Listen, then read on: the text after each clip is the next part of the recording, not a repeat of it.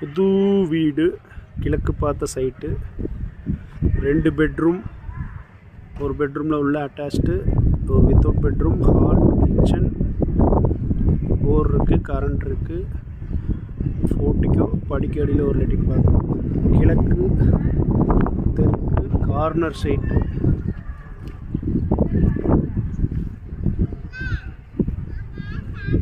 கிழக்கு தெற்கு corner, road face 23 அடி ரோடு ஃபேஸ், தெற்கு பக்கம் 20 அடி ரோடு ஃபேஸ். புது வீடு விற்பனைக்கு, முதலிபாளையம் ஹவுசிங் யூனிட்.